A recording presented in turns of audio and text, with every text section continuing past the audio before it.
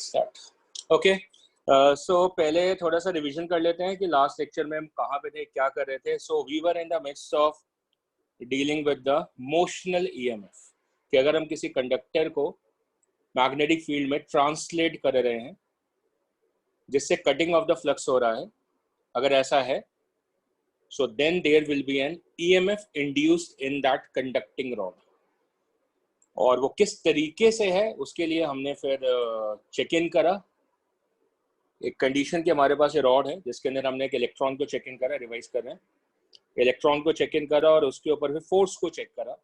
तो magnetic force जो है वो डाउनवर्ड आई इलेक्ट्रॉन के ऊपर। सो नेगेटिव चार्जेस जो हैं वो lower end of the rod पे इकट्ठे हो गए और इस वजह से अपर एंड ऑफ द रॉड पे इलेक्ट्रॉन डिफिशियंसी हो गई, तो वहाँ पे पॉजिटिव चार्जेस इकट्ठे हो गए।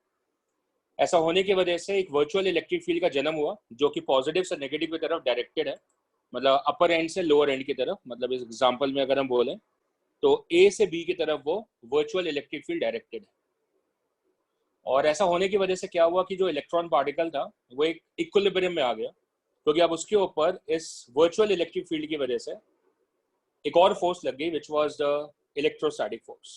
और जो इलेक्ट्रोस्टैटिक फोर्स है उसने मैग्नेटिक फोर्स को बैलेंस कर लिया, जिसकी वजह से इलेक्ट्रॉन ना ऊपर मूव कर रहा है ना नीचे मूव कर रहा है। अब वो क्या हो गया, वो उस इलेक्ट्रोमैग्नेटिक फील्ड में स्टैटिक हो गया। होना भी था क्योंकि सर्किट क्लोज नहीं था, इस वजह से चार्ज मूव नहीं करना चाहिए टेक्निकली, और इस वजह से नेट इलेक्ट्रोमैग्नेटिक फोर्स को हमने जीरो इक्वेट कर लिया। उसको थोड़ा रिड्यूस करने के बाद हमें पता चला कि जो इलेक्ट्रिक फील्ड इंड्यूस हुई है उसके पीछे का रीजन पता चला, that's equal to minus of V cross B. एक तो हमें ई की वैल्यू कितनी होगी वो भी पता चल जाएगा इससे, दूसरा ई का डायरेक्शन क्या होगा वो भी पता चल जाएगा, और साथ में ये पता चल गया कि क्योंकि वी है तो इलेक्ट्रिक फील्ड है। मतलब अगर कंडक्टर मूव कर रहा है, उसकी वेलोसिटी है मैग्नेटिक फील्ड में, तो इलेक्ट्रिक फील्ड इंड्यूस होनी बनती है। और ये चैप्टर थोड़ा सा शेप अप होना शुरू हो गया है because the chapter is basically electromagnetic induction, मतलब मैग्नेटिज्म की वजह से इलेक्ट्रिसिटी का इंड्यूस होना, इसकी शुरुआत हो चुकी है। नाउ फिर हमने क्या करा कि क्योंकि वर्क के एस्पेक्ट को डील करना होता है, क्योंकि हमें ईएमएफ पे जाना है और ईएमएफ का मतलब होता है work done per unit charge in moving the charge, तो हमने क्या करा, डॉट प्रोडक्ट के आइडिया को इंट्रोड्यूस करा। डॉट डीएल दोनों साइड हमने यूज इन करा इन दिस इक्वेशन। तो E dot DL that becomes minus of V cross V dot DL, और हमने इस एक्सप्रेशन को इंटीग्रेट कर दिया। तो लेफ्ट साइड वाली टर्म जो है वो हमें समझ में आई कि ये वाली टर्म हमारी सुनी सुनाई टर्म है, that's a line integration of the electric field. और उस टर्म का मतलब क्या होता था, पोटेंशियल डिफरेंस होता था, तो हमें पोटेंशियल डिफरेंस का एक्सप्रेशन मिल गया। फर्दर हमने अपने दिमाग को और डोला तो बात पता चली कि क्योंकि सर्किट ओपन है तो ऐसे समय पे जो पोटेंशियल डिफरेंस होता है वो ईएमएफ के बराबर होता है, और हम उस वजह से अपने रिजल्ट पे पहुंच गए कि जो इंड्यूस ईएमएफ है उसका जो एक्सप्रेशन है that is minus of V cross B dot DL का इंटीग्रेशन।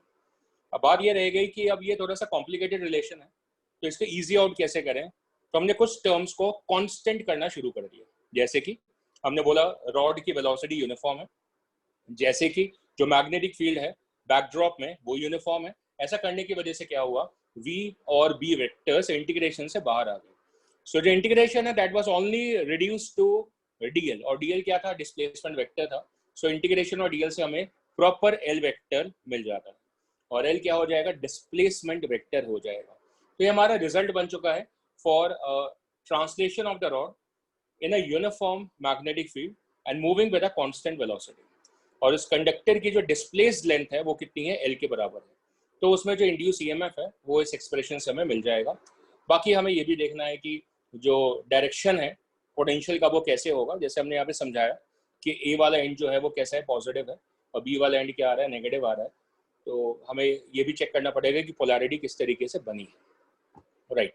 और ये बात इस एक्सप्रेशन से प्रेटी क्लियर थी जो कि हमने डिस्कस आउट करी कि अगर वेलोसिटी जीरो हो जाएगी तो सारी कहानी खत्म हो जाएगी। हमें बात समझ में आती है कि ये मोशनल ईएमएफ की कहानी है। अब यहाँ से हम आर्टिकल को आगे बढ़ाते हैं with the expression that is E as equal to minus of V cross B dot DL. और एक सबसे इजी केस लेते हैं या सबसे कॉम्प्लिकेटेड, आप तय करिएगा। रिजल्ट हमने क्या बना लिया है, that is V cross B and dot L and minus sign of course. कहीं ना कहीं माइनस साइन लेंजीज लॉ की भी याद दिलाता है। क्या कर रहे हैं हम, देखिए ध्यान से। हमने क्या करें, कंडक्टर लिया है इस तरीके से। अब कंडक्टर ऐसा तो है नहीं ना कि हमेशा स्ट्रेट कंडक्टर होगा। So it can be like wire which has been kept like this, इस तरीके से, और इसके दो एंड्स हैं, let's say the end is P and Q, right, like this, और ये कंडक्टर है। अब हम ये बिल्कुल नहीं बोल रहे हैं कि ये करंट कैरिंग कंडक्टर है, बस ये कंडक्टर है, ये बता चुके हैं। और इस कंडक्टर को हमने क्या करना है, इस मैग्नेटिक फील्ड में जो कि यूनिफॉर्म है, इसको ट्रांसलेट करना है। तो हमने इसको ट्रांसलेट करना है। So let's say that translation velocity is suppose to be here, हमने इसको ट्रांसलेट करना है विद सम वेलोसिटी, फाइन। अब हम इस रिलेशन को किस तरीके से समझें, तो बहुत आसान है। आपको सबसे पहले क्या देखना है, एल वेक्टर। क्या देखना है, एल वेक्टर। तो चलो एल वेक्टर देख लेते हैं कि एल वेक्टर कहाँ पर है। तो एल वेक्टर के लिए आपको क्या करना पड़ेगा, इनिशियल से फाइनल को कनेक्ट करना पड़ेगा।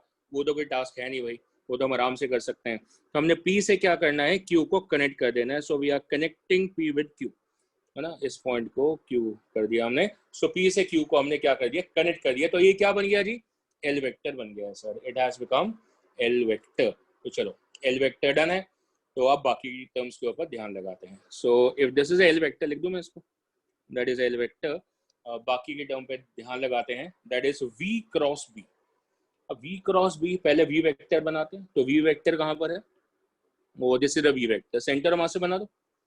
So that's the velocity vector, जहाँ पे इसको ट्रांसलेट कर रहे थे, पहले भी तो ये लिखा था ना हमने, दैट्स वेलोसिटी। तो ये वेलोसिटी है इसकी, एल वेक्टर भी दिख गया, V भी दिख गया। B तो पहले से पता है, B तो ऑलरेडी कहाँ पर है, परपेंडिकुलर टू द प्लेन है। तो अब आप थोड़ा दिमाग लगा के और राइट हैंड रूल लगा के क्रॉस प्रोडक्ट का ये चेक करो कि V क्रॉस B किधर है। क्या बोला है मैंने, ध्यान से देखना, V क्रॉस B किधर है वो चेक करना। तो मैंने चेक करा भाई कि V क्रॉस B किधर है। तो V cross B comes in this direction, ये आप चेक करें, that's the direction of V cross B, that's V cross B। करके देखें, राइट हैंड कर्ल रूल से, B इन द प्लेन है और B परपेंडिकुलर इनसाइड है। तो V क्रॉस B को राइट हैंड कर्ल करेंगे तो थंब कहाँ पर आएगी, परपेंडिकुलर टू V आ रही है। सो V क्रॉस B कहाँ पर आ रहा है, इस डायग्राम के हिसाब से Y एक्सिस पे आ रहा है, that's V cross B। Okay, so V cross B ये आ गया। और डॉट L कितना, डॉट L, तो E का मैग्नीट्यूड लिख लेते हैं, that's equal to V cross B into L and into cos theta. अभी थीटा किसका एंगल होगा, इन दोनों वेक्टर्स के बीच में। किन दोनों वेक्टर्स के बीच में, एक V क्रॉस B वेक्टर है, दूसरा L वेक्टर है। इन दोनों के बीच में एंगल कितना है, थीटा है। तो वो मुझे आराम से दिख गया जी, ये V क्रॉस B वेक्टर है और ये L वेक्टर है, इनके बीच में ये एंगल आ रहा है, that is suppose to be theta, that is between V cross B and L। बहुत बढ़िया। अब देखते हैं V क्रॉस B कितना है भाई, V क्रॉस B कितना, that should be VB sin phi। अब ये VB sin phi क्या है, what is phi angle, sir phi angle is between V and B। Very good.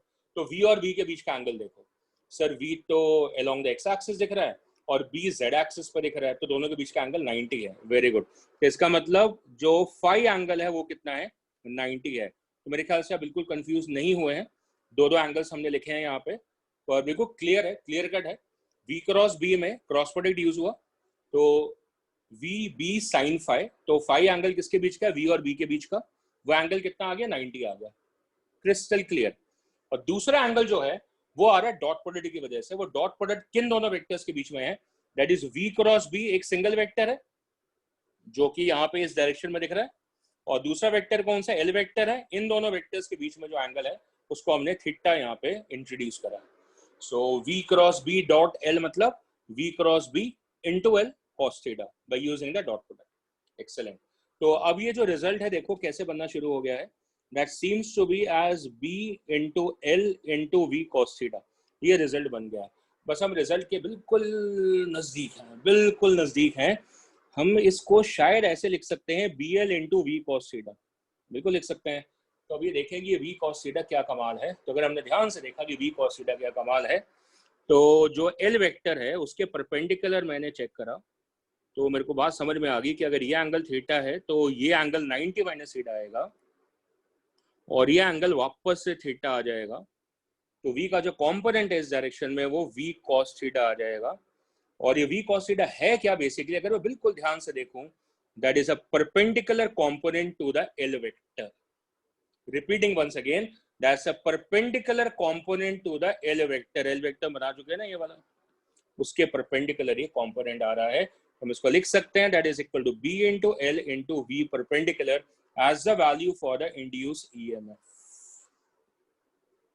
That's induced EMF as a relation. Sir बहुत सोखा relation बन गया, बिल्कुल बन गया, मेहनत करी और ये रिलेशन बन गया, दैट इज BLV परपेंडिकुलर। अब मैंने ध्यान से देखा, मैं बता देता हूँ, आप कितना ध्यान से देखोगे तो मेरे को ये समझ में आई कि सर देखो V और L आपस में परपेंडिकुलर हैं, बिल्कुल है, नहीं थे तो हमने कर दिया, V परपेंडिकुलर इंटू L कर दिया। सर एक और बात है, B भी दोनों के परपेंडिकुलर है। क्या बात है, B कहाँ पर है sir? Perpendicular to the plane है, और L और V कहाँ पे थे सर? इन द प्लेन थे। पर L और V हमने वैसे तो छोड़े नहीं, L को तो V के परपेंडिकुलर कर दिया या V को L के परपेंडिकुलर कर दिया, और B भी उनके परपेंडिकुलर है। तो सर निष्कर्ष ये निकल रहा है कि तीनों आपस में म्यूचुअली परपेंडिकुलर हैं। दोबारा से सर तीनों terms B, L and V are mutually perpendicular to each other and that's what the easiness of this relation is. अगर कोई भी दो चीजें आपस में पैरेलल होगी, दोबारा बोल रहा हूं, ध्यान से सुनिएगा, अगर कोई भी दो चीजें आपस में पैरेलल होगी तो इंड्यूस ईएमएफ जीरो हो जाएगा, क्योंकि उसमें कटिंग ऑफ द फ्लक्स नहीं आएगा। बात समझ में आ रही है? दो एंगल थे, एक तो फाई और एक थीटा, हमने दोनों को गायब करा है। एक एंगल फाई था, एक एंगल थीटा था, दो एंगल थे, दोनों गायब करे हैं। और तब हमें जाके ये बात पता चल रही है कि बी, एल और वी आपस में तीनों परपेंडिकुलर होने चाहिए। अब आपको याद दिलाऊं कि जो एक एनसीईआरटी से डेरिवेशन करी थी हमने, ये वाली, ये देखना, ये वाली डेरिवेशन करी थी सीधा। इन सब बातों से कुछ नहीं पता चल रहा था, इससे भी BLV आ रहा था, लेकिन इससे कुछ नहीं पता चल रहा था कि BLV आपस में म्यूचुअली परपेंडिकुलर होना रिक्विजिट कंडीशन है। लेकिन इस डेरिवेशन के बाद हमें पता चला है कि B, L और V का आपस में परपेंडिकुलर होना एक नेसेसरी कंडीशन है EMF को जनरेट करने के लिए। ये बात हमें थोड़ी समझ में आ जाती है। अब आप एक बात और पूछना पसंद करोगे मेरे से कि सर ये बताओ, ये बैटरी बनेगी? बिल्कुल बनेगी। उसकी वैल्यू कितनी होगी? BLV perpendicular. अच्छा, मतलब बैटरी को स्ट्रॉन्ग करने का तरीका क्या है? या तो सर B को बढ़ाओ, या तो L को बढ़ाओ, या तो V को बढ़ाओ, तीनों आपस में परपेंडिकुलर है, किसी भी एक वैल्यू को बढ़ा दो तो E की वैल्यू बढ़ जाएगी। Very good. अच्छा, पोलैरिटी कैसे आएगी? अच्छा, पोलैरिटी के लिए हमें देखना पड़ेगा। सर इतना दिमाग लगाओ, देखो ये वाला, इससे आपको पता चल जाएगा कि कौन सी पोलैरिटी कहाँ पर है। मैंने कहा वो तो चल जाएगा, पर इतना दिमाग हर बार लगाना पड़ेगा? कोई रूल नहीं है क्या? कोई रूल तो होना चाहिए ना सर, तो इजीनेस से पता चल जाए। तो मैंने कहा बिल्कुल है, ले लो रूल। तो रूल क्या है sir? Right hand palm rule. अच्छा, पुराने वाला right hand palm rule, almost वैसा राइट हैंड पाम रूल। क्या करना है अपने को राइट हैंड को स्ट्रेच करना है। कैसे? थंब और फिंगर्स को परपेंडिकुलर, ठीक है ना, थंब और फिंगर्स को परपेंडिकुलर स्ट्रेच कर लो। कर लिया आपने? अब जो फिंगर्स हैं they are in the direction of magnetic field. Sir पहले भी होती थी, अभी भी है। थंब जो है डायरेक्शन ऑफ द मोशन, मतलब वेलोसिटी, पहले भी होती थी, अभी भी है। Very good. सो जहां पे परपेंडिकुलर टू द पाम है, जहां पे परपेंडिकुलर टू द पाम है ना, जहां पे हम पहले फोर्स बोलते थे, अब वो जो डायरेक्शन है that will B of the high potential. तो पूरी बात को दोबारा रिपीट करता हूं। Fingers in the direction of the magnetic field, thumb in the direction of the velocity. So perpendicular to the palm, inwards, is the direction of high potential. तो उस लहजे से जो ये रॉड थी, इस रॉड में यहाँ पे वेलोसिटी थी, तो उस हिसाब से परपेंडिकुलर टू द पाम जो है वो इनवर्स इस डायरेक्शन में आएगा, तो यहाँ पे हाई पोटेंशियल है, ऑटोमेटिकली यहाँ पे लो पोटेंशियल होगा। So that's what the right hand palm rule for checking the direction of the induced EMF. बहुत बढ़िया सर। तो इंड्यूस करंट का क्या होगा? मैंने कहा यार ये तो तुम समझदार हो। अब इंड्यूस EMF अगर पता चल गया तो जब भी करंट निकलेगा, अभी तो है नहीं, जब भी निकलेगा पॉजिटिव से निकलेगा, तो इंड्यूस करंट वहीं से आएगा, इंड्यूस EMF वाली बैटरी से आएगा।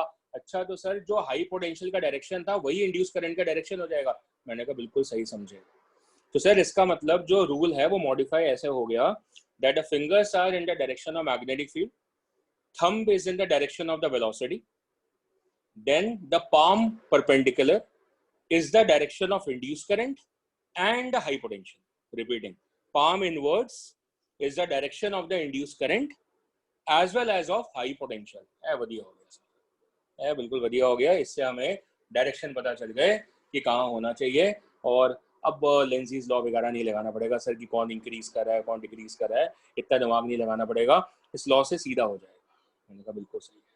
और सर वो तो आपने लास्ट लेक्चर में बताया ही था कि केमिस्ट्री से थोड़ा छुटकारा मिल गया, इससे हम केमिकल बैटरी नहीं यूज कर रहे हैं, और ये बैटरी जो है सर इलेक्ट्रोमैग्नेटिक बैटरी, एक वर्चुअल बैटरी है, and it can be controlled sir. E is equal to BLV, that's BLV perpendicular. Great. अब देखो हमारे पास एक क्वेश्चन है, आपके सामने है बिल्कुल। अभी क्वेश्चन किस तरीके से है कि आपके पास में ना ये एक लूप है, जैसे द लूप, आपको लूप दिख रहा है, जैसे द लूप। इस लूप को हम स्क्वायर लूप बोल देते हैं, और इसकी साइड लेंथ L के बराबर है, और इस पे वेलोसिटी है, जैसे वेलोसिटी, और इसको क्या कर रहे हैं हम, इस फील्ड में भेज रहे हैं। फील्ड की विड्थ गिवन है 12, that's it, 12 width of the field given to us. ठीक है, अब हम इसको फील्ड में भेज रहे हैं। So what will happen to the amount of flux, दोबारा से, what will happen to the amount of flux across the loop. मैंने कहा अच्छा चलो सोचते हैं इसके बारे में क्या होगा। तो पहले तो जी देखो फ्लक्स होगा नहीं, क्योंकि पूरा का पूरा लूप ही बाहर है। अब धीरे धीरे लूप अंदर एंटर करेगा, तो लूप को अंदर एंटर कराते हैं, देखो लूप इतना एंटर कर गया, ठीक है। अब जितना एंटर कर गया, अब इसको पर दिमाग लगाते हैं। अब दिमाग कैसे लगाना है, ध्यान से देखिएगा। ये नाम दे देते हैं इसको, देखो ABCD, ये नाम दे दिया मैंने, करेक्ट है, बिल्कुल करेक्ट है सर। अब देखो जो AB वाला पार्ट है, ध्यान से सुनना जो मैं कह रहा हूँ, जो AB वाला पार्ट है ना, AB वाला पार्ट सर, इसमें तो EMF इंड्यूस नहीं होगा। मैंने कहा क्यों भाई, क्यों नहीं होगा? अरे सर देखो जो इसकी लेंथ है ना, वो वेलोसिटी के पैरेलल, तो ये कंडीशन को सेटअप नहीं होने देती है। कंडीशन क्या है सर, देखो B, L और B आपस में म्यूचुअली परपेंडिकुलर होने चाहिए, और जो ये वाली साइड है AB, वो V के परपेंडिकुलर है, तो सर कंडीशन मीट नहीं हो रही है, तो इंड्यूस EMF इस ब्रांच में नहीं आएगा, AB ब्रांच में नहीं आएगा। बिल्कुल एग्रीड है। सेम सर CD में भी नहीं आएगा। क्यों? रीजन सेम है सर, देखो L और V आपस में पैरेलल है, और condition says after derivation that they must be perpendicular. Okay sir, नहीं आएगा, वेरी गुड। तो सर देखो AD में भी नहीं आएगा। ये क्या बात हुई यार, AD तो V के परपेंडिकुलर है। सर है, लेकिन सर वहां फील्ड ही नहीं है, वहां तो सर फील्ड ही नहीं है ना, या तो फील्ड है ही नहीं ना, तो इस वाली ब्रांच में भी नहीं आएगा। तो मैंने कहा अच्छा, इसका मतलब ये सिर्फ BC में रह गया, और BC में सर सारी कंडीशन सेट है।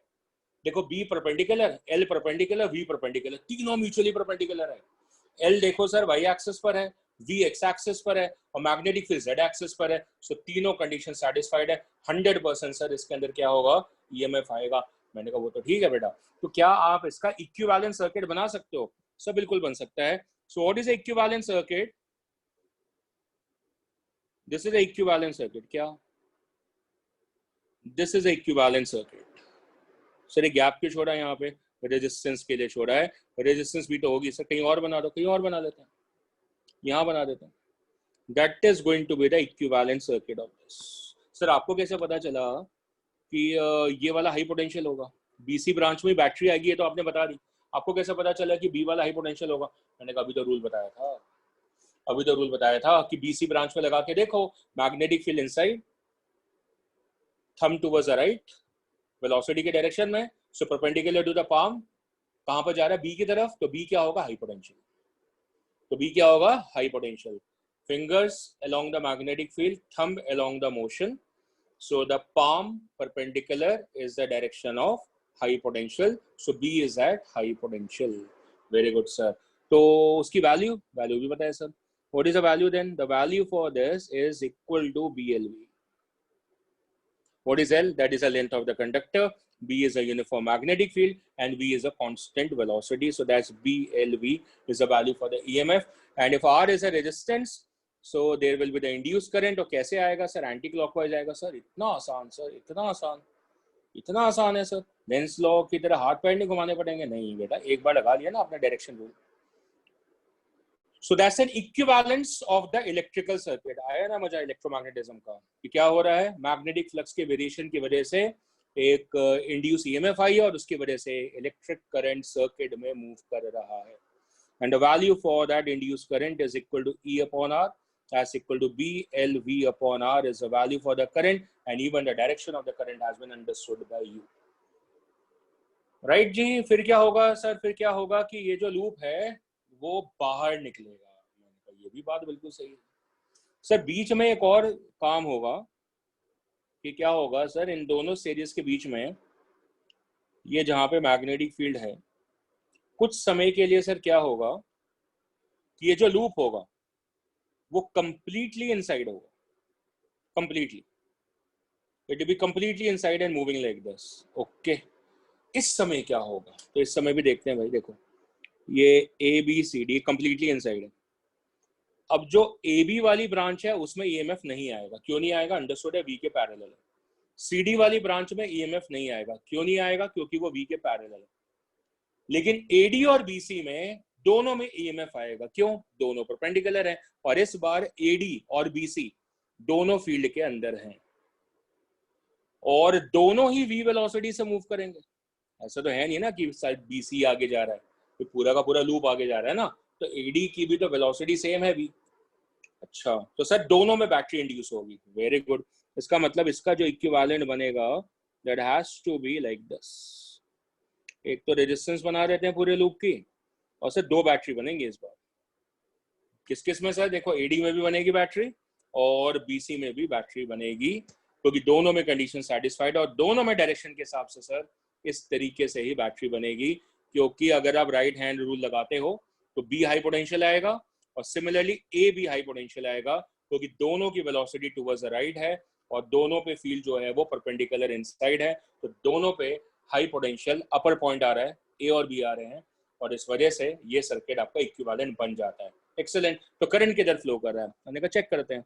अच्छा ये बताओ, ये वाला जो ईएमएफ है और ये वाला जो ईएमएफ है, जो एडी और बीसी है, क्या वो सेम है? हमने कहा बिल्कुल सेम है। कहते क्यों? कहते देखो सर दोनों पे बी सेम है, दोनों की लेंथ सेम है और दोनों की वेलोसिटी सेम है, तो दोनों ईएमएफ क्या है, एग्जैक्टली सेम है। So where is a current moving? Sir current तो है ही नहीं। क्यों नहीं है भाई? क्योंकि सर किरचॉफ लॉ लगा के देख लो, अगर आप इसके अंदर क्लॉकवाइज मूव करोगे so you will cross plus of E and then minus of E as equal to 0,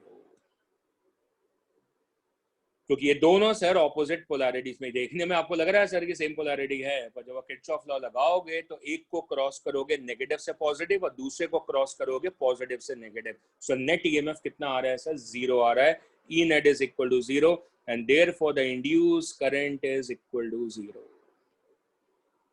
ये सही हो गया। अच्छा, इसका मतलब पहले करंट आया और फिर करंट गायब हो गया, फिर क्या हुआ? फिर ये लूप इस रीजन से बाहर निकलने लगा। जैसे ही ये लूप इस रीजन से बाहर निकलने लगा, ये आपका थर्ड पार्ट क्रिएट हो जाएगा। अब क्या होगा सर? अब तो बात समझ में आ चुकी है तकरीबन। सर देखो वेलोसिटी है, बिल्कुल है सर, ऐसे देखो सर, ए बी में नहीं आएगा, क्यों नहीं आएगा सर? वी के पैरेलल है। सी डी में नहीं आएगा, क्यों नहीं आएगा सर? देखो वी के पैरेलल है।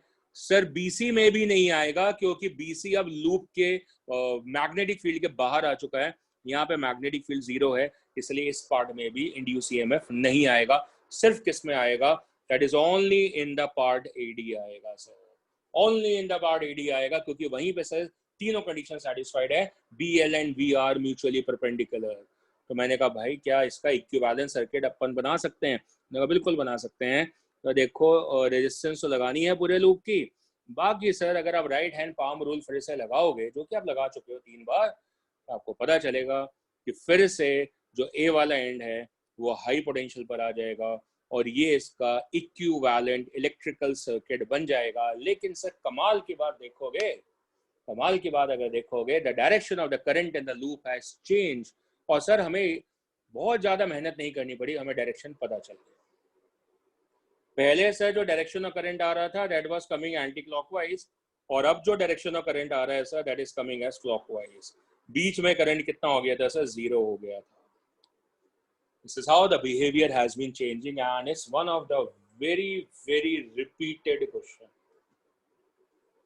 किसी ना किसी फॉर्म में पूछा जाता है, अलग अलग तरीकों से पूछा जाता है, वो फॉर्म्स मैं आपको दिखाऊंगा।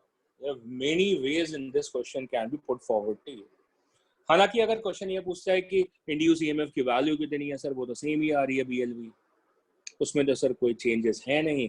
और साथ में अगर कोई हमसे पूछता है भाई इंड्यूस करंट बताओ, तो वो भी हम निकाल सकते हैं, E upon R that's equal to B L V upon R. Extra मैंने आपको डायरेक्शन देखना भी सिखा दिया। Good sir. So sir can you approximately show me the graphical variation? मैंने कहा बहुत ईजी है। The graphical variation for this idea is going to be like this, like what sir? Like this, that पहले flux क्या करेगा? Increase करेगा जब ये लूप एंटर कर रहा होगा, फिर फ्लक्स कांस्टेंट हो जाएगा क्योंकि लूप अंदर ही अंदर मूव कर रहा होगा यहाँ पे, तो अमाउंट ऑफ फ्लक्स जो होगा वो उस पर कांस्टेंट होगा। और फिर ये लूप बाहर निकलने लगेगा, तो अमाउंट ऑफ फील्ड लाइंस जो लूप में आ रही हैं, दिख रहे हैं यहाँ पे, कम होने लगी यहाँ पे। अच्छा, तो जब लूप एंटर कर रहा था तो फ्लक्स मतलब इंक्रीज हो रहा था क्योंकि number of field lines increase हो रही थी। फिर number of field lines constant हो गई और फिर उसके बाद में फील्ड लाइंस कम होने लगी क्योंकि लूप बाहर निकलने लगा, और अल्टीमेटली फ्लक्स जो है नंबर ऑफ लाइंस जीरो हो जाएंगी। तो ये जो ग्राफ है that will be for the flux versus the distance, flux versus X आ जाएगा। Very good sir. और सर अगर आपसे पूछा जाए कि इंड्यूस ईएमएफ का ग्राफ क्या बनेगा, मैंने कहा यार वो भी बहुत आसान है। इंड्यूस ईएमएफ का ग्राफ जब तक वेरिएशन होगा तब तक ग्राफ बनेगा। इसका मतलब जो ये वाला हिस्सा है यहाँ पे ग्राफ नहीं बनेगा। क्यों नहीं बनेगा सर? क्योंकि देखो फ्लक्स कांस्टेंट है, और अगर सर फ्लक्स कांस्टेंट आ रहा है तो फिर इसका मतलब इंड्यूस ईएमएफ नहीं आएगा, क्योंकि जब तक वेरिएशन ऑफ फ्लक्स नहीं होता है तब तक इंड्यूस ईएमएफ नहीं आता। ये तो बिल्कुल सही है सर, वेरी गुड। अच्छा, फिर उसके बाद सर इंड्यूस ईएमएफ की वैल्यू कितनी है? बीएलवी है, बीएलवी है। इंड्यूस ईएमएफ तो बीएलवी है सर। अच्छा, तो बीएलवी किधर बनाए सर? बीएलवी बनेगा नीचे। नीचे को बनेगा भाई, क्योंकि सर यहाँ पे फ्लक्स इंक्रीज कर रहा था, and as per the Lenz law the induce EMF has to oppose it, and therefore the induce EMF is going to be negative. पर वैल्यू सर बीएलवी ही आ रही है, कांस्टेंट वैल्यू है जब तक है। फिर सर फ्लक्स कांस्टेंट हो गया है तो इस वजह से इंड्यूस ईएमएफ जीरो हो गया है, क्योंकि अपोज करने के लिए कुछ है ही नहीं, क्योंकि फ्लक्स वेरी नहीं कर रहा है। उसके बाद क्या हो रहा है सर? फ्लक्स डिक्रीज करने लगा। तो अगर सर फ्लक्स डिक्रीज करेगा तो इंड्यूस ईएमएफ ऑपोजिट बिहेव करेगी, तो फिर जो इंड्यूस ईएमएफ है that is going to come out to be positive. और वैल्यू कितनी है सर? वैल्यू तो सेम है, that is suppose to be plus of BLV. That's the graph for induce EMF versus X. Sir ये polarity का change होना sir feel नहीं हुआ। क्यों नहीं फील हुआ भाई मेरे? इनिशियली करंट किधर आ रहा था सर? Anti clockwise. बाद में कैसे आ रहा था? क्लॉकवाइज। इसका मतलब पोलैरिटी बदली है ना। देख नहीं रहे आप यहाँ पे? यहाँ पे पोलैरिटी देखो और यहाँ पोलैरिटी देखो, चेंज हो गई है, चेंज हो गया है मामला, ठीक है ना। तब पहले राइट साइड वाले ब्रांच में बैटरी आई थी, अब लेफ्ट साइड वाले ब्रांच में बैटरी आई है, तो उस वजह से करंट है चेंज। तो अच्छा सर करंट का ग्राफ भी बना सकते हो? बिल्कुल बना सकते हैं। करंट का ग्राफ कैसे बनेगा सर? सेम बना दो, it will be the same graph. Same graph मतलब सर ये ग्राफ, फिर उसके बाद ऐसे, और उसके बाद ऐसे। वैल्यू बदल जाएगी सर। देखो यहाँ पे इसको हम बोलेंगे BLV अपॉन आर, और इसको आप लिख दोगे सर एंटी क्लॉकवाइज था पहले करंट, और ये जो वैल्यू हो जाएगी सर बाद में वो भी हो जाएगी BLV अपॉन आर। लेकिन आप बता दो कि वो करंट कैसा था? क्लॉकवाइज था, और जब वो बीच में था ना सर लूप में, तब वहाँ पे करंट की वैल्यू कितनी थी? जीरो थी। That's a behaviour of the current versus the x. जैसे मैंने आपको बोला कि ना अलग अलग तरीके से सवाल आपसे पूछ सकता है। तो एक तो पूछ सकता था कि डायरेक्शन ऑफ करंट किधर है, इंड्यूस ईएमएफ की वैल्यू कितनी है, या फिर पूछ सकता था कि फ्लक्स का वेरिएशन कैसा है, या इंड्यूस ईएमएफ का ओवरऑल ग्राफिकल वेरिएशन बताओ, या करंट का वेरिएशन बताओ। देखो कुछ कुछ सवाल तो आपके सामने आ गए। बहुत डिटेल एनालिसिस का ग्राफ बनाओगे तो देखो ये बिल्कुल ऐसे सा दिखेगा ग्राफ, मैंने बना दिया ऑलरेडी।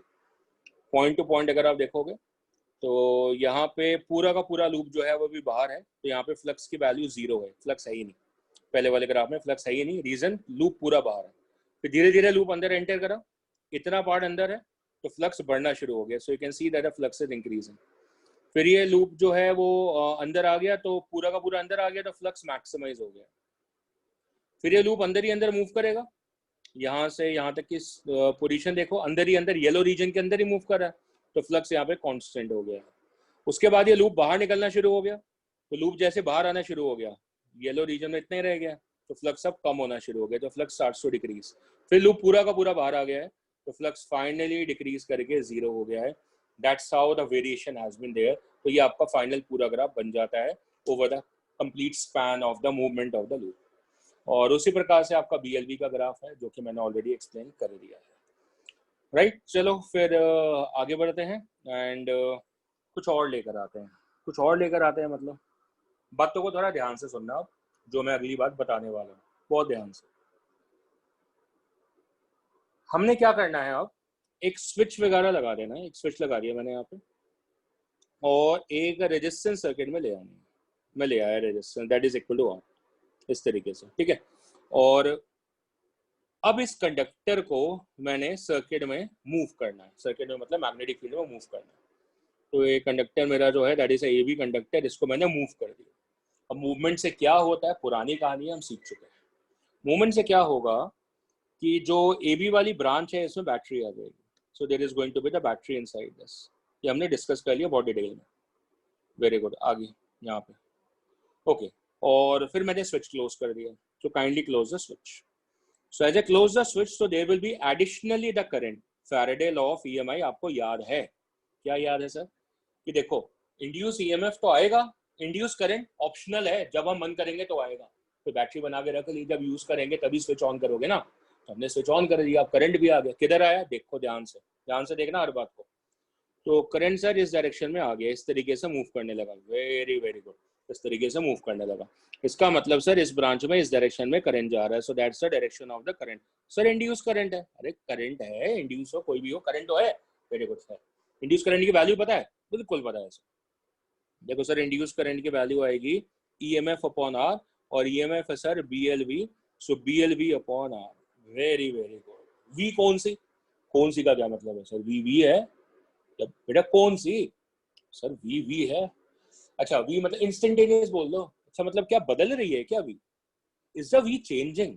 नहीं सर, V तो कांस्टेंट है। मैंने कहा इज इट कांस्टेंट? मैंने कहा भाई ऐसा है, जब तक तो स्विच आपने ऑन नहीं करा था तब तक तो V शायद कांस्टेंट थी, लेकिन स्विच ऑन करते ही मामला बदल गया है। स्विच ऑन करते ही सर्किट में करंट आ गया है और status of this rod has change.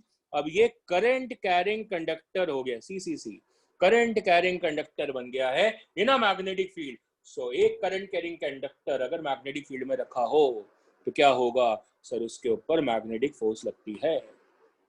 कौन सा फॉर्मूला होता है सर, याद है सर? BIL sin theta. हाँ हाँ हाँ, काफी समय पहले करा था। That's a current carrying conductor in a uniform magnetic field. It is going to experience the force where? Sir, right hand palm rule. Field inside. Thumb along the current. Induced current यहाँ पे. So perpendicular to the palm inwards is the direction of the force, and hence this rod is going to experience a magnetic force because of the current passing through the conductor. कितना concept टकराते हैं, समझ आ रही है?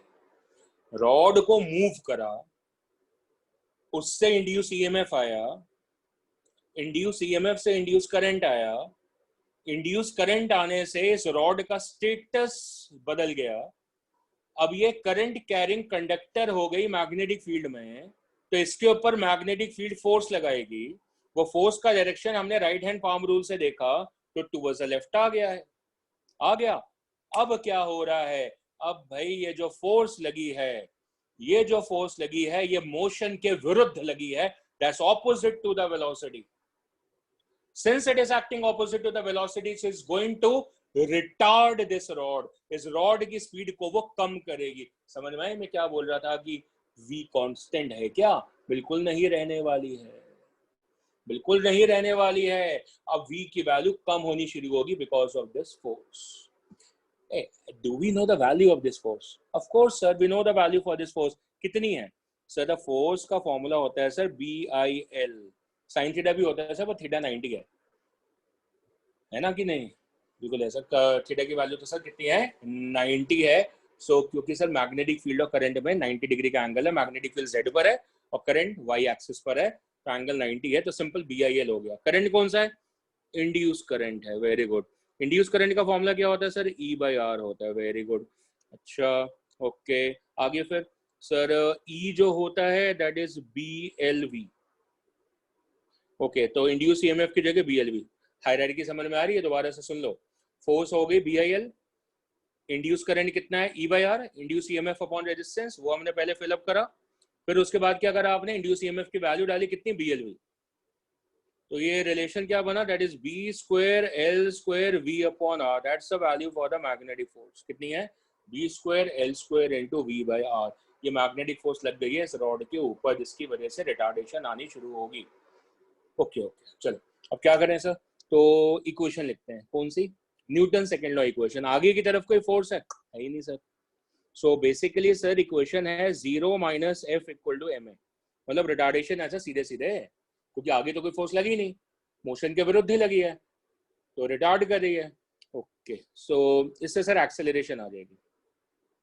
Sir acceleration को लिख सकते हैं dv upon dt, pretty fine. Force की वैल्यू कितनी है, that is b square l square v upon r, जो अभी ढूंढी हमने यहाँ से मेहनत करके।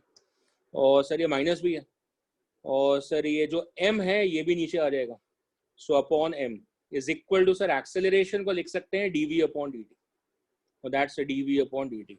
There's something in making, right? Something in making. So we have this dv upon v as equal to minus of b square l square upon m into r into dt. ऐसा कुछ बन गया, ऐसा कुछ बन रहा है, ठीक है।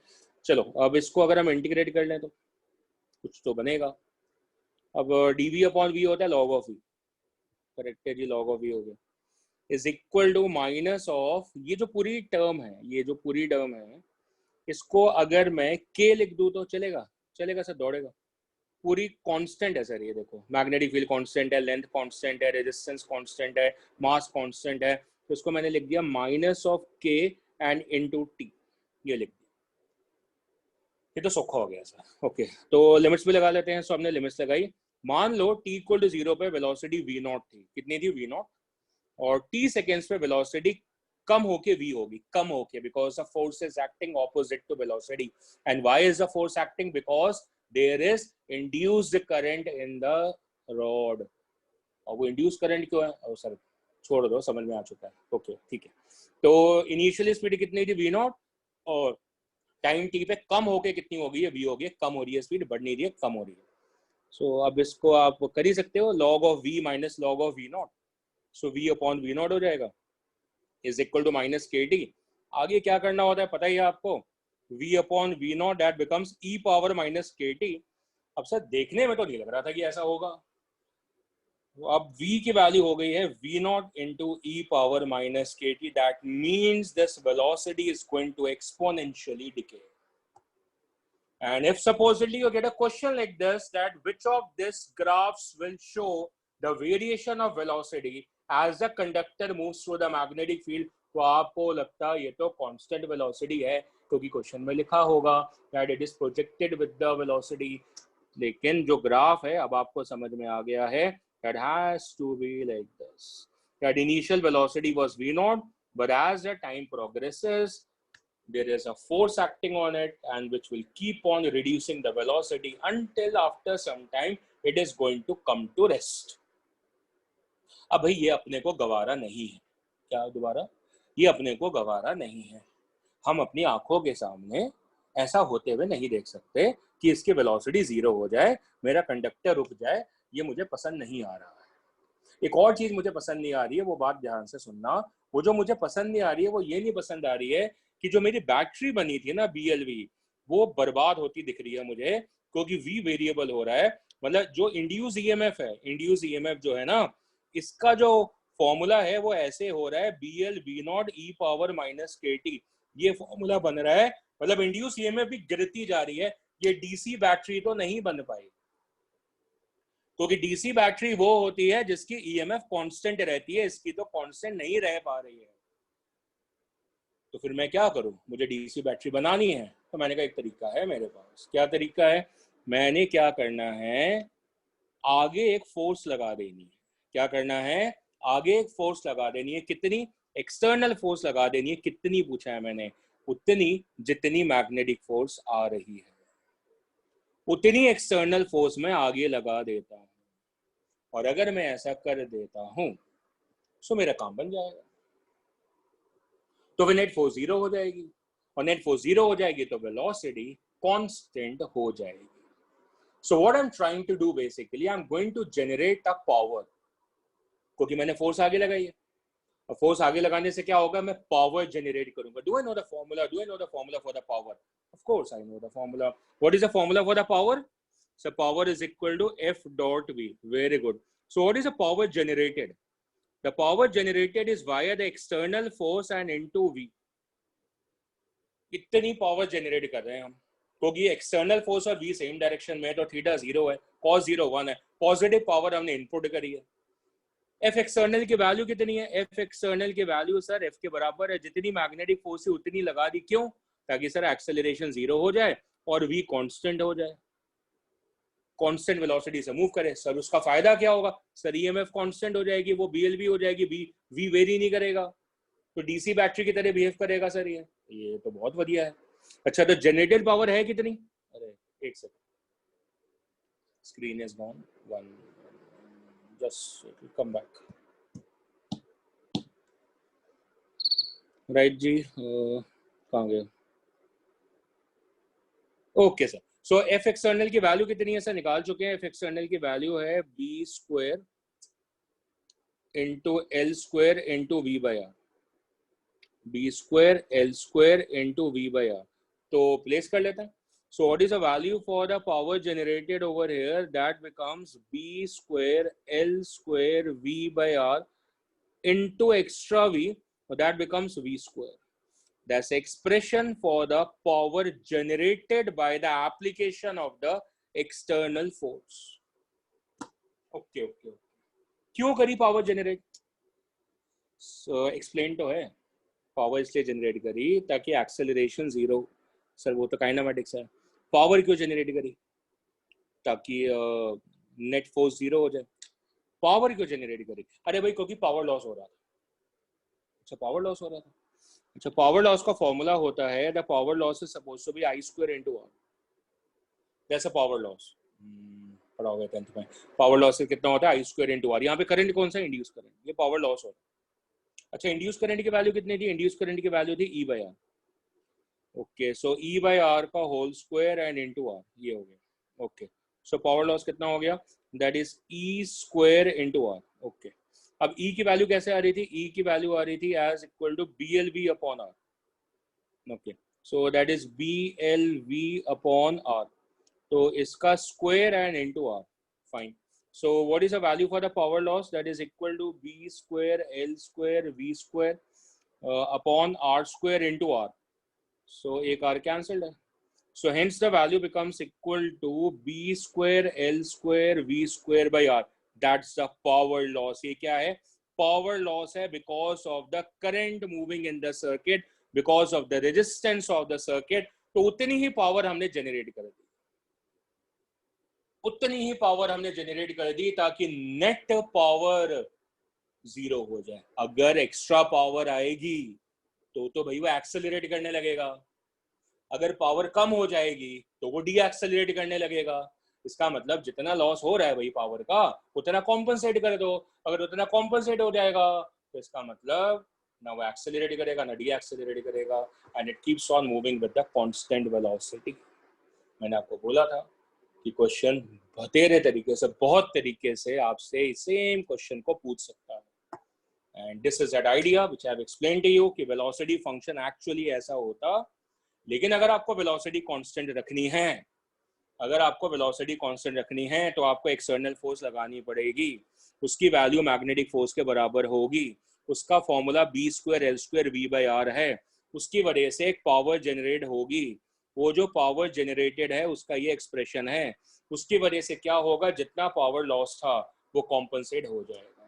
तो ये कुछ रिजल्ट्स हैं जो आपके साथ में रहेंगे और आपसे अलग अलग क्वेश्चंस में पूछे जाएंगे। एक ही क्वेश्चन में सारी बातें पूछे नहीं जाती, ये अलग अलग क्वेश्चन में पूछे जाएंगे। हाँ देखो, सब कुछ डिराइव्ड है, रट्टा नहीं मारने को बोला है मैंने। के की वैल्यू भी निकाल के दी हुई है कि कल को क्वेश्चन बोले यार देखो हमने रेजिस्टेंस की वैल्यू को बढ़ा दिया तो क्या होगा, तो ऑटोमेटिकली आप बातों को कन्फ्रंट कर सकते हैं कि अच्छा ये होगा।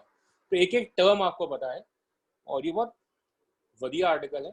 आर्टिकल क्या है? बेसिकली कि आपको एक डीसी बैटरी बनानी है, और इसमें डीसी बैटरी बन नहीं पा रही थी क्योंकि ईएमएफ फॉल कर, आपने फोर्स लगा के बेसिकली ईएमएफ को कांस्टेंट कर दिया। That's all what the idea is.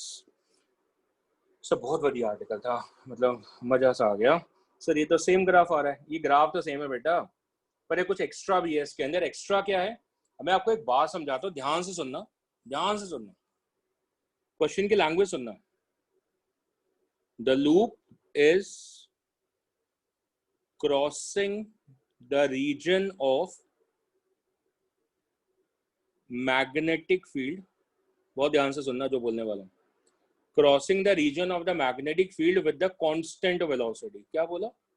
With the constant velocity. दोबारा क्या बोला? With the constant velocity. यहाँ क्वेश्चन खेल गया आपसे, यहाँ क्वेश्चन खेल गया, आपको पता भी नहीं चला कि क्वेश्चन कहाँ खेल गया आपसे।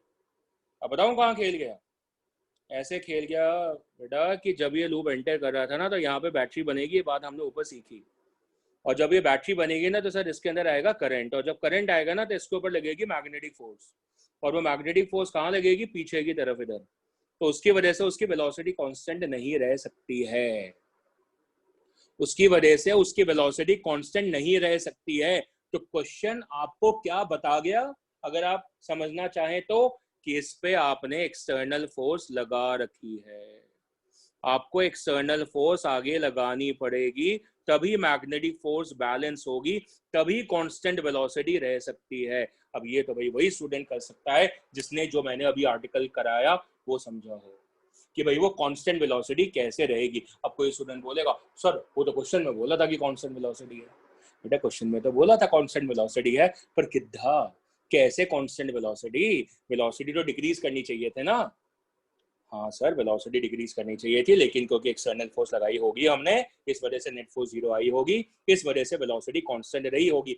लेकिन सर जब वो इस रीजन में होगा ना, बीच वाले में तब नहीं होगा, क्योंकि सर बीच वाले रीजन में करंट जीरो हो जाता है, तो फिर वहां पे फोर्स भी नहीं आएगी, तो एक्सटर्नल भी नहीं लगानी पड़ेगी। हाँ लेकिन जब वो बाहर निकलने लगेगा ना सर, तो फिर से बैटरी आ जाती है, तो फिर से मैग्नेटिक फोर्स आएगी, क्योंकि फिर से करंट आएगा सर। सो फिर से करंट आएगा, फिर से मैग्नेटिक फोर्स आएगी, तो उस वजह से आपको फिर से एक्सटर्नल फोर्स आगे को लगानी पड़ेगी।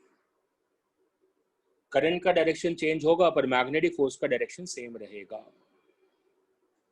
मैग्नेटिक फोर्स का डायरेक्शन सेम रहेगा, क्योंकि पहले जो बैटरी बन रही थी वो इस तरीके से बन रही थी, जिसमें करंट ऐसे जा रहा था, और जब वो बाहर लूप निकल रहा था लूप से, तो फिर बैटरी ऐसे बन रही थी, जिसमें करंट इस तरीके से जा रहा था। पर अगर आप दोनों पे कॉन्सेंट्रेट करोगे, चाहे इस ब्रांच पे चाहे इस ब्रांच पे, दोनों पे जो मैग्नेटिक फोर्स का डायरेक्शन आएगा वो राइट हैंड रूल से पीछे की तरफ आएगा। इसका मतलब दोनों कंडीशन में जो एक्सटर्नल फोर्स आपको लगानी पड़ेगी वो आगे की तरफ ही लगानी पड़ेगी, डिस्पाइट की डायरेक्शन ऑफ करंट चेंज हुआ, पर फोर्स का डायरेक्शन और जो अप्लाइड फोर्स है उसका डायरेक्शन सेम रहेगा। तो जब फोर्स अप्लाइड का ग्राफ बनेगा, देखिए ध्यान से, this is of F versus x, तो वो दोनों ग्राफ आपके पॉजिटिव में ही बने हैं, इस रीजन में नहीं बना है। यहाँ पे फोर्स कितनी है? जीरो है। रीजन वहां पे इंड्यूस ईएमएफ ही जीरो है। वहां पे इंड्यूस ईएमएफ क्यों जीरो है? रीजन क्योंकि वहां पे फ्लक्स कांस्टेंट है, और यहाँ पे फ्लक्स बढ़ रहा है तो इंड्यूस ईएमएफ नेगेटिव आएगी, क्योंकि इंक्रीजिंग फ्लक्स पे इंड्यूस ईएमएफ नेगेटिव आती है, और फोर्स पॉजिटिव ही आ रही है, इसलिए फोर्स फर्स्ट क्वाड्रेंट में ही बनी है। फिर जब वो बाहर को निकल रहा था तो फ्लक्स डिक्रीज कर रहा था, इंड्यूस ईएमएफ पॉजिटिव हो गई, इक्वल टू माइनस और d∅/dt, डिक्रीजिंग होगा तो इंड्यूस ईएमएफ पॉजिटिव हो जाएगी, है ना। तो लेकिन सर फोर्स तो तब भी राइट को ही लग रही थी, इसलिए फोर्स वाला graph sir completely first quadrant में है। यहाँ पे ग्राफ बदला है, पहले नेगेटिव साइड था फिर पॉजिटिव हुआ, ठीक है ना। फ्लक्स पहले इंक्रीज हुआ फिर डिक्रीज हुआ, लेकिन फोर्स का बिहेवियर सेम है, ध्यान रखिएगा। और ऐसे ही पावर का ग्राफ भी बन सकता है, पावर अप्लाइड का। अगर पावर अप्लाइड का ग्राफ आएगा तो सेम बनेगा, बिल्कुल सेम ग्राफ बनेगा, एग्जैक्टली सेम ग्राफ होगा। और जो पावर अप्लाइड है उसका फॉर्मूला चेंज हो जाएगा, फॉर्मूले की वैल्यू हो जाएगी b²L²v²/r। ये कुछ फॉर्मूले हैं जो कि आपके फ्लैश कार्ड के लिए हैं, b²L²v/r फोर्स के लिए, और पावर के लिए, पावर अप्लाइड के लिए b²L²v²/r, that is for the power applied with the x. कितनी सारी बातें सीखी हमने, so many things we have learned. आगे बढ़ने का समय है सर, आगे बढ़ने का समय है सर। एक क्वेश्चन है, देखो ये क्वेश्चन सॉल्व कर सकते हैं हम। करना क्या है, हमें बस ये बताना है कि जो ये रॉड है PQ, इसमें इंड्यूस ईएमएफ कितना आएगा ये आपको बताना है। कोशिश करते हैं बताने की कि इंड्यूस ईएमएफ कितना आएगा। तो हमने क्या करना है, देखो इसकी वेलोसिटी कहाँ पर है? वाई एक्सिस पे। लेंथ कहाँ पर? एक्स एक्सिस पे। तो दो कंडीशन तो मीट हो गई। कि एल और बी आपस में म्यूचुअली परपेंडिकुलर है, ये तो मीड हो गया। अब बचती है मैग्नेटिक फील्ड। तो मैग्नेटिक फील्ड सर देखो करंट ऊपर है, तो इसकी वजह से राइट साइड रीजन में, कहाँ पे, राइट साइड रीजन में फिंगर्स कर्ल करोगे तो इनसाइड आएगी। कहाँ आएगी सर? इनसाइड आएगी, मतलब क्रॉस मैग्नेटिक फील्ड क्रिएट होगी। There is going to be the cross magnetic field over here. बिल्कुल सही है सर, ये तो हमें आता है। ओके, तो कंडीशन सेटअप हो गई दोस्त। बी एल और वी आपस में म्यूचुअली परपेंडिकुलर है, तो ईएमएफ बन सकती है, तो हम क्वेश्चन को आगे बढ़ाएंगे। इसका मतलब क्वेश्चन अटेम्प्ट का तरीका सीख लेना पहले। क्वेश्चन अटेम्प्ट का तरीका सीख लेना कि सबसे पहले चेक कर लेना कि बी एल वी भाई आपस में परपेंडिकुलर है भी कि नहीं है। कहीं देखो सवाल अगर ऐसा आ गया, देखो ध्यान से, सवाल आपका ऐसे आ जाता है कि करंट इधर है और ये आपकी लेंथ है और इसको इधर ले गए, तो तुरंत बोल दो, तुरंत बोल देना कि सर ऐसा है, इंड्यूस ईएमएफ जीरो आएगी। रीजन क्योंकि एल और बी आपस में परपेंडिकुलर। तुरंत बोल देना, सोचने की लोड़ ही नहीं है। तो पहले चेक कर लेना कि बी एल बी आपस में परपेंडिकुलर हो, फिर क्वेश्चन को प्रोसीड करना। अब क्या करें, देखो मैग्नेटिक फील्ड वेरिएबल है, मैंने बनाई भी वैसे, यहाँ पे थोड़ी स्ट्रॉन्ग बनाई है ना, बाद में थोड़ी वीक बनाई है। इसका मतलब मैग्नेटिक फील्ड वेरिएबल है, तो स्मॉल लेंथ यूज कर लेते हैं यहाँ पे। तो यहाँ पे मैंने एक स्मॉल लेंथ यूज कर दी। कितने डिस्टेंस पे? At a distance of x over air. ये स्मॉल लेंथ dx को यूज कर लेते हैं, ठीक है। तो इस पे स्मॉल ईएमएफ आ जाएगी। स्मॉल ईएमएफ कैसे लिखें? That is equal to B into L. L कितना हो गया? dx N into V. B L V simple. और लेंथ कितनी है रॉड की? dx ले लिया। ओके, अब वहां पे क्या करें? अब इंटीग्रेट करो, आंसर आ गया। बी की वैल्यू सर वो तो आती है, सेबेट्स लॉ से हमें फॉर्मूला आता है। क्या है बता दो? Mu naught upon 4 pi into 2i upon x. ये सर मैग्नेटिक फील्ड का फॉर्मूला है, into dx and into V. Sir अब इसको इंटीग्रेट करेंगे तो हमें नेट ईएमएफ की वैल्यू आ जाएगी। बहुत बढ़िया। और लिमिट तो सर लगा ही लेंगे। पहले सर a है और final limit sir a plus L हो जाएगी। So that's from a to a plus L. ये तो बिल्कुल डिफिकल्ट नहीं है सर, है तो इंटीग्रेशन पर डिफिकल्ट नहीं। This is equal to mu naught upon 2 pi, 2 cancelled है, इंटू आई इंटू वी, और बाकी क्या रह गया? Integral dx upon x. Sir ये तो फिर से लॉग की तरह ही बन गया, लॉग एक्स आ गया। और लिमिट्स कहाँ से कहाँ तक है? a से लेके a प्लस एल। उसको सॉल्व करना आता है? सर बिल्कुल आता है। That's mu naught upon 2 pi I into V, that's log of a minus log of b, that's log of a upon b। So log of a plus L upon L is supposed to be the value for the induced EMF। चलो ये भी मान लिया, आपकी बात सही है। क्या आप ये बता सकते हो कि किस एंड का पोटेंशियल ज्यादा है, किस एंड का पोटेंशियल कम है? सब बहुत आराम से बता सकते हैं। राइट हैंड पाम रूल को यूज करके देख लो। अगर आप राइट हैंड पाम रूल को यूज करोगे तो आपको ध्यान से पता चलेगा कि मैग्नेटिक फील्ड तो इनसाइड थी। सो सर देखो, फिंगर्स राइट हैंड के इनसाइड करो, प्लेन ऑफ द पेपर के परपेंडिकुलर। थंब कहाँ पे? वेलोसिटी पे। तो सर पाम इनवर्ड्स कहाँ पर आ रहा है? सर पी पे आ रहा है। कहाँ पर आ रहा है? पी पर आ रहा है सर पाम इनवर्ड। दोबारा करके देख लो, मैग्नेटिक फील्ड के डायरेक्शन में फिंगर्स, थंब मोशन के अलोंग, और पाम इनवर्स कहाँ पर आ रहा है? पी पे। तो पाम इनवर्स क्या होगा? High potential. इसका मतलब the P becomes eight high potential. तो इसकी इक्विवेलेंट बैटरी इस तरीके से बन जाएगी। That's the equivalent battery for this। इसका मतलब P high potential पर है, so you can write this relation as VP minus or VQ। अब सीधा इंड्यूस ईएमएफ भी लिख सकते हैं। एक्स्ट्रा नॉलेज क्या बताइए आपने कि P पे क्या आएगा? हाई पोटेंशियल आएगा, Q पे लो पोटेंशियल आएगा। So this is your complete expression of the potential difference between the point P and Q। क्यों आ रहा है वो आप समझ चुके हैं। ओके सर, फिर आगे देखते हैं सर। देखो ये क्वेश्चन है, अब इसमें सर बताओ what is the value for the induce EMF across this rod. कौन सी रॉड है sir? This is P and Q। इस पे आपको बताना है कि इंड्यूस ईएमएफ किधर है। तो पहले चेक करते हैं कि भाई BLV की परपेंडिकुलर कंडीशन सेट है। सर बिल्कुल सेट है, क्योंकि जो करंट है इसकी वजह से मैग्नेटिक फील्ड से क्रॉस आएगी, और वो Z पर होगी मैग्नेटिक फील्ड, L होगी वाई एक्सिस पे, V होगी एक्स एक्सिस पे। तो इसका मतलब BLV की कंडीशन परफेक्टली सेटअप डन है। तो इसका मतलब सर इंड्यूस ईएमएफ आराम से देख सकता है। सो इंड्यूस ईएमएफ हमने आराम से देखना है, सो देख लो। सर मैग्नेटिक फील्ड इस कंडीशन में हर एक पार्ट पे सेम आएगी, हर एक पार्ट पे सेम है, क्योंकि सबका डिस्टेंस यहाँ से x ही रहेगा। सर इसमें सर इंटीग्रेट करना ही नहीं पड़ेगा, क्योंकि मैग्नेटिक फील्ड उस रीजन में जहां पे पीक्यू रॉड रखी हुई है वहां पे सेम आएगी. So the value for the induce EMF should be equal to B into L into B directly, कोई इंटीग्रेशन करने की लोड ही नहीं पड़ी. और b की वैल्यू कितनी है, that is equal to mu naught upon 4 pi into 2i upon x and into l, जो भी उसकी लेंथ है और जो भी वेलोसिटी है, that's the value for induce EMF. That's it, question is over and done.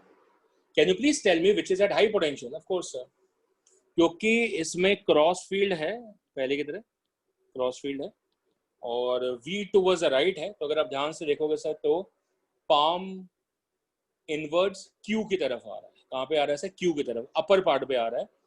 B inside fingers के direction में, V towards the right thumb के डायरेक्शन में, और पाम इनवर्ड्स है राइट हैंड पाम रूल से Q की तरफ आ रहा है. And hence Q is supposed to be at high potential. तो इसकी इक्विवेलेंट बैटरी ये बनेगी. ये तो हम सर 3-4 बार कर चुके हैं आज के लेक्चर में. So that's the direction of the potential distribution. इसका मतलब Q हाई पोटेंशियल है तो आप रिजल्ट को लिखेंगे VQ minus of VP. Q high potential है क्योंकि is equal to mu naught upon 2 pi into ILV upon X. That becomes our relation over here. That is a relation. Right? So अब इसके और भी questions बनने हैं. हम कल के लेक्चर में इसके और क्वेश्चंस देखेंगे. जैसे कोई हिंट दे देता हूँ, जैसे ये क्वेश्चन तो हमने सॉल्व कर लिया है, बहुत इजीली कर लिया है. अब फिर हम जो क्वेश्चन करेंगे वो लूप का करेंगे. ये वाला क्वेश्चन एक लूप का हो गया, ये क्वेश्चन लूप का हो गया. कि इस लूप में पहले तो ये देखेंगे कि इंड्यूस ईएमएफ कितना आएगा, ये देखेंगे, और फिर इंड्यूस करंट का डायरेक्शन क्या होगा वो देखेंगे, पर अपने तरीके से, मोशनल ईएमएफ के तरीके से, जैसे हमने आज सीखा बैटरी की पोलैरिटीज को देख के वैसे करेंगे. आप एक बार ट्राई भी कर सकते हैं, आप इसका स्क्रीनशॉट ले सकते हैं, आप इसको ट्राई कर सकते हैं खुद. हम नेक्स्ट लेक्चर में इस क्वेश्चन को करेंगे. राइट, दोनों में आएगा. और फिर एक दो क्वेश्चन इस तरीके के और करेंगे. और जो नेक्स्ट पार्ट करेंगे that will be the rotation of the conductor in the magnetic field. अभी हमने मोशनल ईएमएफ में क्या देखा है कि हमने कंडक्टर को ट्रांसलेट करके देखा है. अब हम आगे क्या करेंगे, कंडक्टर को रोटेट करके मैग्नेटिक फील्ड में, फिर उसके क्रॉस इंड्यूस ईएमएफ को भी चेक करेंगे. उसमें पोटेंशियल्स भी देखेंगे. फिर एक फैराडे जनरेटर जैसा आर्टिकल आएगा, मजेदार आर्टिकल है. अब ऐसा भी सीखेंगे कि अगर आपके पास एक बाईसाइकिल है और बाईसाइकिल को अगर आप पेडल करो, क्या करो, पेडल करो, और फिर क्या करो, 2 तारे लो, एक तार को कनेक्ट करो जो बाईसाइकिल का सेंटर होता है, रिम का सेंटर होता है वहां पे, और एक रिम पे एक वायर लगाओ और उनके बीच में एक बल्ब लगा दो, बहुत कम वोल्टेज वाले एलईडी बल्ब टाइप होता है. और फिर बड़े जोर से क्या करो, साइकिल की पेडलिंग करो तो वो एलईडी बल्ब ग्लो कर जाएगा.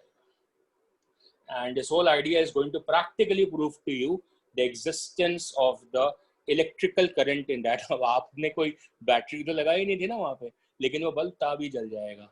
तो आपको मजा आ जाएगा, आपको समझ में आ जाएगा कि इलेक्ट्रोमैग्नेटिक इंडक्शन प्रैक्टिकली हम खुद फील कर सकते हैं. Right, so with all this good things we will meet tomorrow once again. आज के लिए क्लोजिंग करते हैं. Bye everyone, will meet tomorrow again.